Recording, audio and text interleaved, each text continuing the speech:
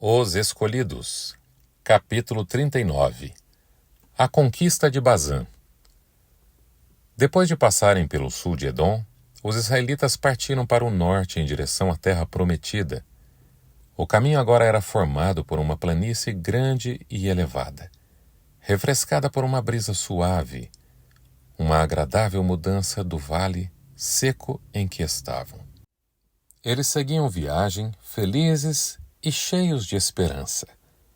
Deus disse: "Não perturbem os moabitas, nem os provoquem à guerra, pois não darei a vocês parte alguma da terra deles, pois já entreguei a região de Ar aos descendentes de Ló." Deuteronômio 2, verso 9. A mesma ordem foi repetida com relação aos amonitas, que também eram descendentes de Ló. O povo de Israel logo chegou ao país dos amorreus. Esse povo forte e guerreiro tinha cruzado o Jordão, lutando contra os moabitas e conquistando parte de seu território. O caminho para o Jordão estava dentro desse território, e Moisés enviou uma mensagem amigável a Seom, o rei amorreu: "Deixa-nos passar pela tua terra. Por prata nos venderás tanto a comida que comermos como a água que bebermos. Apenas deixa-nos passar a pé." Deuteronômio capítulo 2, versículos 27 e 28. A resposta foi um decidido não. E todos os exércitos dos amorreus foram convocados para combater os invasores. Esse imenso exército aterrorizou os israelitas. No que diz respeito à habilidade na guerra, os inimigos tinham vantagem. Do ponto de vista humano, os amorreus rapidamente colocariam um fim em Israel. Moisés manteve o olhar fixo na coluna de nuvem. Essa evidência da presença de Deus ainda estava com eles. Ao mesmo tempo, ele instruiu o povo a fazer tudo o que o poder humano seria capaz para se preparar para a guerra. O inimigo estava confiante de que exterminaria os israelitas. Entretanto, o dono da terra enviou esta mensagem a Israel: "Vão agora e atravessem o ribeiro de Arnon. Vejam que eu entreguei em suas mãos o amorreu Seom, rei de Hesbom, e a terra dele.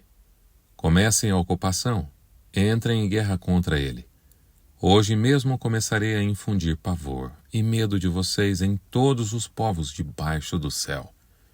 Quando ouvirem da fama de vocês, temerão e ficarão angustiados." Deuteronômio 2, verso 24. Amor revelado às nações ímpias. Essas nações nas fronteiras de Canaã teriam sido poupadas se não tivessem se levantado contra o povo de Israel em desafio à palavra de Deus. O Senhor prometeu a Abraão: "Na quarta geração, os seus descendentes voltarão para cá, porque a maldade dos amorreus ainda não atingiu a medida completa." Gênesis 15, verso 16. Deus os poupou durante 400 anos a fim de lhes dar prova inequívoca de que ele era o único, verdadeiro Deus. Os amorreus conheciam todos os milagres operados por Deus para tirar Israel do Egito. Eles poderiam ter conhecido a verdade, mas rejeitaram a luz e se apegaram aos seus ídolos. Quando o Senhor conduziu seu povo às fronteiras de Canaã pela segunda vez, essas nações pagãs receberam outra prova de seu poder. Viram que Deus estava com Israel na vitória sobre o rei Arade e os cananeus, e no milagre operado para salvar aqueles à beira da morte por causa das picadas das serpentes. Em todas as suas viagens e acampamentos, os israelitas não fizeram mal algum ao povo ou às suas propriedades. Ao chegarem à fronteira dos amorreus, Israel pediu permissão para passar pelo país, prometendo observar as mesmas regras que tinha observado em suas relações com outras nações.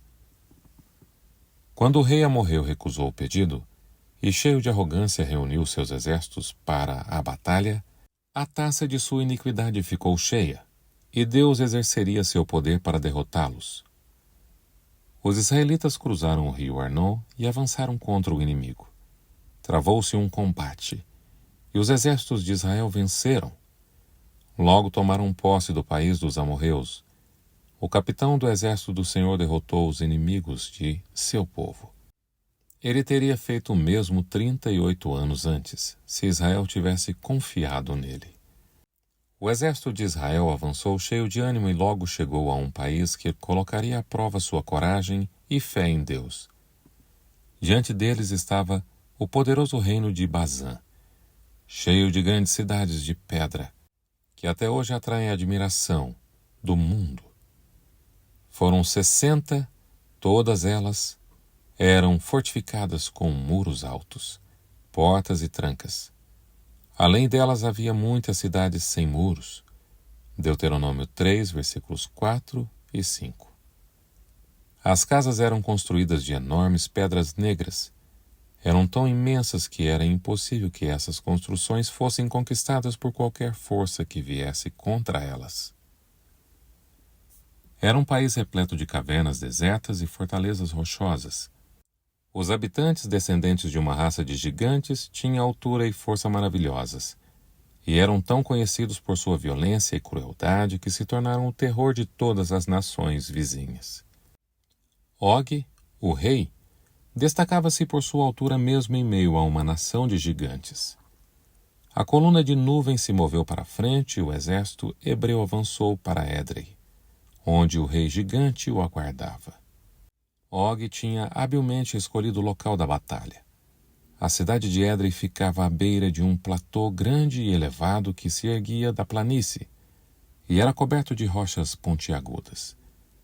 A cidade só podia ser alcançada através de trilhas estreitas, íngremes e difíceis de subir. Em caso de derrota, suas forças poderiam se refugiar naquele deserto de rochas, onde seria impossível de serem seguidos pelos estrangeiros. Moisés confiou em Deus. Certo da vitória, o rei saiu com seu imenso exército para a planície aberta. Quando os hebreus viram aquele gigante de gigantes que se sobressaía entre os soldados de seu exército, quando viram a fortaleza aparentemente inconquistável que servia de trincheira para milhares de soldados se esconderem, o coração de muitos tremeu de medo. Mesmo assim, Moisés estava calmo e firme. O Senhor tinha dito a respeito do rei de Bazã: "Não tenha medo dele, pois eu o entreguei em suas mãos, com todo o seu exército, e dele também a terra dele. Você fará com ele como fez com Seom, rei dos amorreus, que habitava em Esbom." Deuteronômio 3, versículo 2. Nem poderosos gigantes, nem cidades muradas, nem fortalezas rochosas poderiam resistir ao capitão do exército do Senhor. O Senhor liderou o exército, e o Senhor venceu em favor de Israel. O rei gigante e seu exército foram destruídos e os israelitas logo tomaram posse do país inteiro. Assim, aquele povo estranho, que tinha se rendido à idolatria abominável, foi exterminado da terra. O erro fatal de Israel. Muitos se lembravam dos eventos que quase 40 anos antes condenaram Israel à longa peregrinação pelo deserto. O relato dos espiões a respeito da terra prometida estava correto em muitos aspectos. As cidades eram muradas e muito grandes, e eram habitadas por gigantes. Agora, eles podiam ver o erro fatal da geração passada em não confiar no poder de Deus. Isso os havia impedido de entrar de imediato na boa terra. Deus tinha prometido ao povo que, se eles obedecessem à sua voz, ele iria à frente e lutaria por eles. O Senhor expulsaria os habitantes da terra. Contudo, Israel tinha que avançar contra os inimigos e lutar contra exércitos bem treinados e preparados para resistir a eles. A geração passada tinha fracassado. Agora, a prova era muito mais severa do que quando Deus ordenou que Israel avançasse pela primeira vez. As dificuldades aumentaram muito desde que o povo se recusou a avançar quando lhe foi dada a ordem. Deus ainda coloca seu povo à prova. Se ele fracassa, o Senhor o leva novamente para o mesmo ponto. E na segunda vez a prova é ainda mais severa do que na primeira. O Deus poderoso de Israel é o nosso Deus. Nele podemos confiar e, se obedecermos às suas ordens, Ele operará em nosso favor assim como fez por seu povo antigo. Algumas vezes o caminho estava tão bloqueado por obstáculos, aparentemente insuperáveis, que desencorajará aqueles que cedem ao desânimo.